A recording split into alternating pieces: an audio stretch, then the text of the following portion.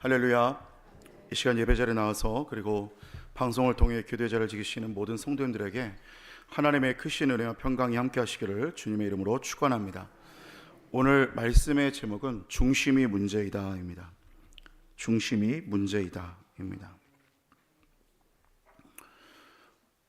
일전에 한 교회에 마술과 서커스를 본업으로 하시던 분께서 회심을 하게 되었습니다. 그래서 이분이 이제 교인이 되셨는데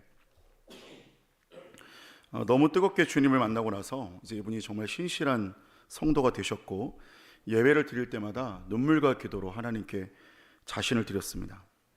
그러던 중에 어느 날 이제 교회 목사님께서 본당의 예배당의 문을 이렇게 열어 어느 날 우연히 보셨는데 이분께서 온갖 마술과 서커스 장비를 가득 예배당에 채우고 막 이렇게 서커스를 하고 혼자 마술을 하고 계시다라는 겁니다.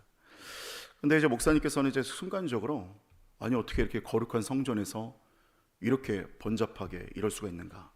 갑자기 분노가 화가 벌컥 일어나서 문을 열면서 화를 내려고 하시는데 근데 그때 찰나 성도님께서 하시는 말을 듣고 갑자기 회개가 됐다라는 거죠. 왜 그러느냐면 그 성도님께서 이렇게 하면서 서커스를 하시더라는 거예요. 하나님 어떠세요? 즐거우시죠? 기쁘시죠? 이러면서 하나님 앞에서 마술도 하고 서커스도 하고 한마디로 하나님 앞에서 막 쇼를 하고 있는 겁니다. 초신자였기 때문에 이분은 하나님께 예배를 드리고 기도를 하고 하나님께 뭔가 예물을 드리고 하나님께 뭔가 기뻐해 드릴 만한 무언가를 하고 싶은데 일평생 자신이 갖고 있던 재능으로 사람들을 기쁘게 해드렸기 때문에 이분이 똑같은 방식으로 하나님께 기쁘게 해드려야겠다. 내가 할 수 있는 게 무엇이겠는가. 그러면서 혼자 성전에서 서커스와 마술을 하면서 하나님 앞에 그렇게 재롱을 떨었다는 거죠. 그때 목사님이 그 일을 겪고 나서 이렇게 생각을 하셨습니다. 내가 너무 성급했구나. 저분의 중심은 누구보다도 하나님 앞에 진심이구나. 이렇게 생각을 했다라는 것입니다. 여러분 오늘 사실 이 내용이 주는 교훈이 무엇이겠습니까? 이 내용이 주는 교훈은 다시 말해서 외형보다 더 중요한 게 그 중심이다. 이런 얘기 아니겠습니까? 오늘 본문에는 어제 4장에 이어서 이스라엘 백성들을 향한 하나님의 책망이 계속적으로 이어집니다. 드러나기 시작을 하는데 오늘 단락은 1절부터 5절까지는 음행한 이스라엘을 볼 수 있게 되겠고요. 6절부터 10절까지는 이스라엘을 떠나신 하나님을 볼 수 있게 되겠고 11절부터 15절까지는 상처를 치유하시는 온전한 길로 단락을 나눌 수가 있습니다. 이때의 어떤 배경을 좀 생각해 본다면 이스라엘의 어떤 여로보암 2세 때였음을 우리가 볼 수 있습니다. 시대적 상황으로 본다면 당시의 시대적 상황은 한마디로 얘기하면 너무 잘 될 때입니다. 뭘 해도 잘 될 때고 물질적으로 부흥하고 있고 외형적으로 부강한 민족이었고 또 굉장히 민족도 역동적이었던 아주 그런 시대였습니다. 그러니까 아무런 문제도 없던 그때에 지금 이런 책망을 받고 있습니다. 지금으로 따지면 우리 말로 따지면 너무 잘 살고 있고 수입은 날마다 늘어나고 있고 내 자녀들 대학 문제, 결혼 문제, 아이들, 손주들 출산 문제 아무 문제 없이 탄탄대로 남편은 직장에 혹은 또 사업에 손만 대도 불같이 일어나는 이런 탄탄대로를 걸어가고 있고 건강은 너무나 좋고 노후는 준비되어 있고 이런 상황을 말하고 있는 겁니다. 그런데 오늘 참 놀랍게도 무서운 게 뭐냐면 외형적으로는 아무 문제가 없는데 내면적으로는 죄가 번창하고 골마서 있는데도 불구하고 외형적으로 너무 잘 되니까 내면을 볼 만한 어떤 여력이 지금 이 이스라엘 백성들에게 없었다는 겁니다. 그러니까 외형은 잘 되어가고 있는데 중심이 썩어가는 건 아무 의미가 없다라는 거예요. 그러니까 지금 북이스라엘의 이 상황이 이렇다는 겁니다. 그런데 여러분 하나님이 원하시는 것은 무엇이냐면 하나님이 원하시는 것은 중심을 원하시고 내면의 사랑을 더욱 원하시는 줄로 믿습니다. 그러니까 마치 이 서커스단의 그 성도님처럼 하나님께서는 외형적인 어떠함보다 정말 그 내면에 하나님을 사랑한다는 중심을 더욱더 원하신다는 거죠. 그 마음의 예배라는 CCM에도 이런 가사가 있는데 제가 가사를 읽어드리겠습니다. 찬양의 열기 모두 끝나면 주 앞에 나와 더욱 진실한 예배 드리네. 주님을 향한 노래, 이상의 노래, 내 맘 깊은 곳에 주께서 원하신 것, 화려한 음악보다 뜻없는 열정보다 중심을 원하시죠. 주님께 드릴 마음의 예배, 주님을 위한, 주님을 향한 노래, 중심 잃은 예배 내려놓고 이제 나 돌아와 주님만 예배해요. 네, 이런 가사입니다. 저는 이 가사를 쓴 예배 인도자의 마음을 정말 10분 이해하는데, 찬양을 인도하고 나름대로 굉장히 열정적인 분위기에서 거기에 휩싸여서 내려왔는데 내가 감정적으로 예배하고 중심 잃어버린 거 아닌가, 내가 사람들을 기쁘게 해주려고 내가 정작 하나님을 예배하는 예배자의 자리에서는 놓친 게 아닌가 하고 예배를 인도하고 나서 다시 내려와서 혼자 악기를 다시 한 번 더 조율하듯이 다시금 나를 돌아보고 하나님 앞에 나는 예배자로 다시 한 번 더 서겠다. 이 가사가 너무 귀한 가사더라고요. 사실 지금 이스라엘 백성들의 모습과는 이와는 정반대였습니다. 중심을 잃어버렸고 하나님을 잃어버렸고, 그렇지만 외형적인 부와 명예만 있으면 좋겠다는 마음. 겉으로 잘 되는데 하나님과의 영적인 관계가 무슨 상관이 있냐 이겁니다. 근데 우리는 오늘 어떠한지 좀 돌아봤으면 좋겠습니다. 여러분, 기도의 응답보다 중심을 더 귀하게 여기십니까? 상황의 형통보다 주님과의 만남이 더 중요하십니까? 오늘 이스라엘 백성들이 책망받은 이유는 여러 가지의 죄의 모습들이 있지만 사실 이 모든 것의 중심적인 원인은 바로 이들의 마음의 중심에 있었습니다. 오늘 이 본문을 나누고 중심을 원하시는 하나님의 마음을 함께 나누고 우리 역시 하나님을 향한 예배의 중심을 회복할 수 있는 은혜가 있기를 주의 이름으로 축원합니다. 첫 번째로, 장소가 아니라 중심이 문제입니다. 장소가 아니라 중심이 문제입니다. 오늘 본문의 1절을 보니까 이렇게 말씀을 하는데, 제사장들아 이를 들으라, 이스라엘 족속들아 깨달으라, 왕족들아 귀를 기울이라, 너에게 심판이 있나니 너희가 미스바에 대하여 올무가 되며 다벌 위에 친 그물이 됨이라. 이렇게 말합니다. 오늘 1절에 보니까 두 가지 장소가 등장을 합니다. 첫 번째는 미스바고 두 번째는 다볼입니다. 미스바에는 어떤 일이 있었습니까? 미스바에는 여호수아가 가나안 땅을 정복할 때, 그때 북쪽에 거주하던 가나안 연합군이 쳐들어왔습니다. 그때 미스바에서 사람을 보내어 그 땅의 가나안 연합군을 이긴 승리를 주신, 바로 승리의 기록이 있는 바로 그런 장소가 바로 미스바입니다. 또 다볼을 본다면, 다볼은 마찬가지로 사사기 4장에 보면 하솔왕 야빈이 등장해서 이스라엘을 위협하는데, 그때 이 다볼에서 드보라라는 사사를 세워서 이 하솔왕 야빈을 무너뜨리는 장면이 등장을 합니다. 자, 그러니까 다시 말하면 오늘 이 미스바와 다볼, 이 두 가지는 승리를 상징하는 곳입니다. 여러분, 오늘 이러한 승리를 상징하는 그 기념비 많은 장소가 저와 여러분에게도 있는 줄로 믿습니다. 그런데 오늘 이 두 곳을 다른 측면으로 한번 보자면 이러한 사건도 있었습니다. 미스바에서는 사사기 20장에 의하면 이 성읍을 방문했던 레위 제사장의 첩에게 베냐민 지파가 악행을 저지르게 되는데, 그때 큰 전쟁이 일어나면서 이 베냐민 지파에 지독한 사륙이 일어납니다.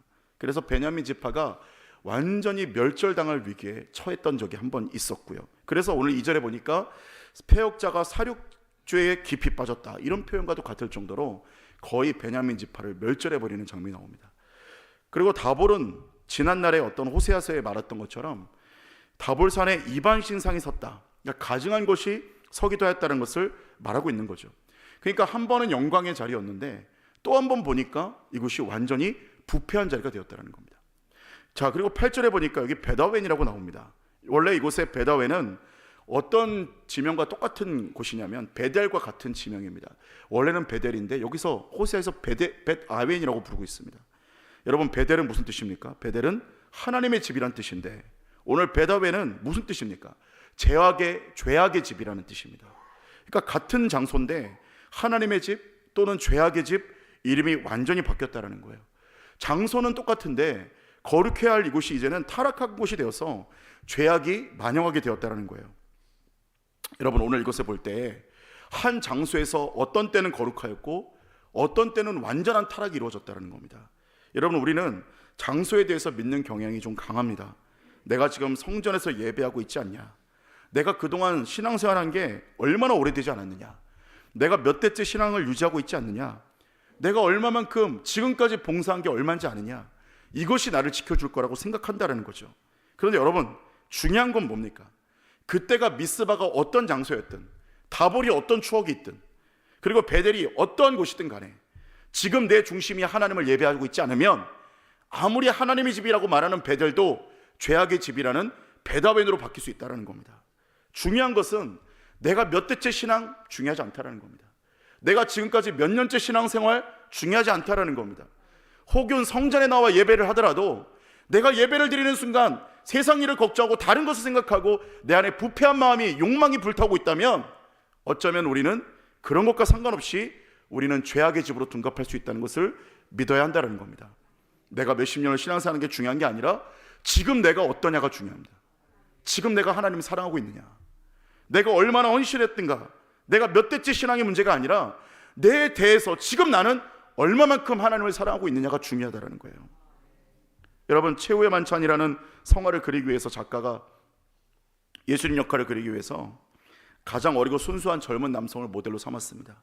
그래서 예수님을 그렸는데 이제 가룟 유다는 또 어디서 그려야 되겠나, 몇 년 뒤에 구치소로 가서 흉악범을 찾아 모델로 삼아서 그 사람을 그리고 있는데 그 사람이 그리는 중에 갑자기 눈물을 막 흘리더라는 거예요. 그래서 왜 그러느냐 그랬더니 저를 못 알아보시겠습니까?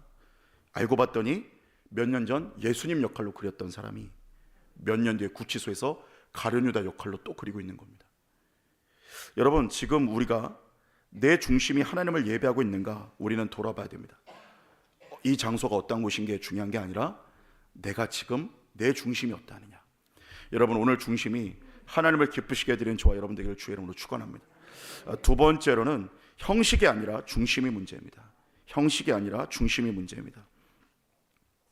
6절의 말씀 보니까 이렇게 말합니다. 그들이 양떼와 소떼를 끌고 여호와를 찾으러 갈지라도 만나지 못할 것은 이미 그들에게서 떠나셨음이라, 이렇게 말씀합니다.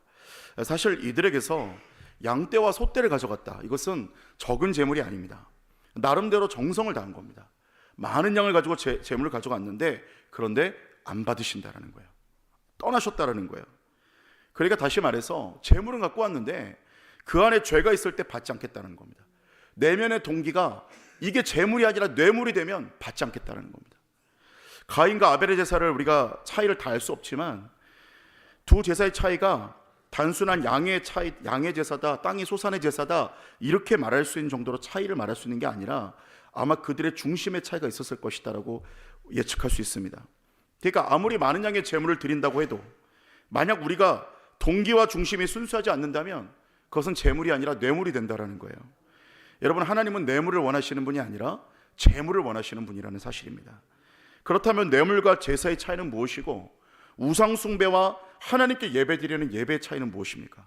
뇌물과 우상 숭배 그리고 이방 신상에 하는 예배는 오직 한 가지가 존재합니다. 그게 뭡니까? 내가 복을 받는 겁니다. 내가 복을 받는 거. 우상의 마음을 잘 설득하고 잘 보여서 결국에는 내게 복을 주십시오가 우상 숭배예요. 그게 뇌물이에요. 자, 그러면 제물과 예배는, 오늘 하나님이 원하시는 그 제물과 예배는 무엇이 담겨져 있습니까?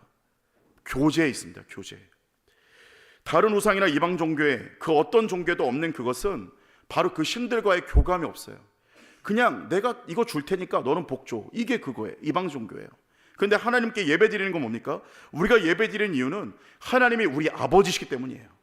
내가 복 받기 위한 건 나중의 일이에요. 그건 결과예요. 있어도 감사하지만 없어도 감사해요. 하나님이 우리 아버지시니까요. 하나님의 깊은 뜻을 알기 때문에 내게 설령 지금 이 일이 이루어지지 않아도 언젠가는 하나님이 내게 복 주실 줄로 믿습니다. 왜냐하면 하나님은 나를 사랑하시니까요. 하나님과 함께 있는 게 복 아니겠습니까? 여러분, 우리가 예배 드리는 이유는 한 가지죠. 하나님이 하나뿐인 아들을 나를 위해 주셨고, 그렇기 때문에 그 사랑을 내가 깨달았기 때문에 이제 인생의 목적이 이제는 살아도 주를 위해, 죽어도 주를 위해라는 것을 깨달았기 때문에 예배를 드리고 제물을 드리는 것이고, 하나님을 사랑하고 하나님과 교제하기 위해서, 그리고 하나님이 내 예배를 받으신다는 게 무엇입니까? 내 최고의 것을 받기에 합당하기에 하나님께 예배를 드리는 것인 줄로 믿습니다. 고로 오늘 우리가 형식만 가지고서 하나님, 나 오늘 예배 드렸지 않습니까? 주일 성수 했지 않습니까? 내가 이거 했지 않습니까? 아니, 작정기도 며칠간 했지 않습니까? 이만큼 예물 드렸으면 이만큼 복 주셔야 되는 거 아닙니까? 이거는 하나님을 기쁘게 할 수가 없다는 겁니다. 여러분, 오늘 우리가 하나님께 기쁘게 할 수 있는 것은 무엇입니까? 내가 어떤 것을 드렸다가 아니라 그냥 하나님을 사랑함으로 나아갈 때 하나님께서는 그 마음이 기쁘실 줄로 믿습니다. 그러므로 사랑하는 여러분, 오늘 하나님을 믿음으로, 하나님 앞에 중심으로, 하나님을 사랑함으로써 예배하는 저와 여러분 되시기를 주의 이름으로 축원합니다.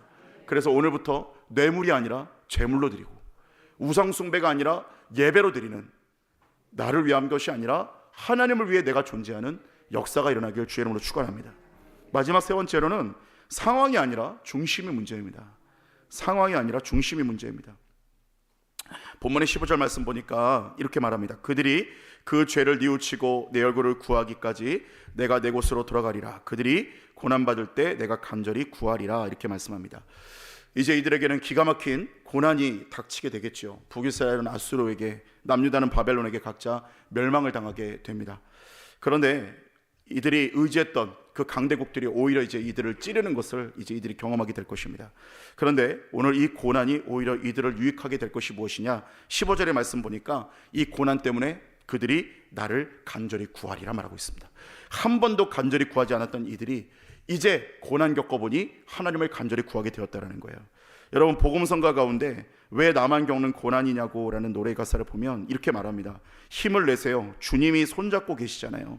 주님이 나와 함께함을 믿는다면 어떤 고난도 견딜 수 있잖아요 라는 가사가 등장을 하게 됩니다.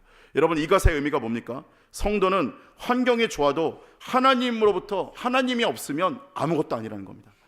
그러나 고난이 있고 상황과 환경은 오히려 꼬인 것 같고, 사람들이 볼 때 욥처럼 야, 하나님 믿는다더니 왜 그렇게 된 거니? 하나님 믿는다더니 왜 이렇게 안 풀리냐? 그래도 오늘 내가 하나님께 간절히 구하는, 그러므로 인해서 하나님의 임재가 내 안에 있다면, 그래서 영적인 순수성이 회복되게 되었다면, 사랑하는 여러분, 오늘 그것은 절망이 아니라 오히려 소망인 줄로 믿습니다.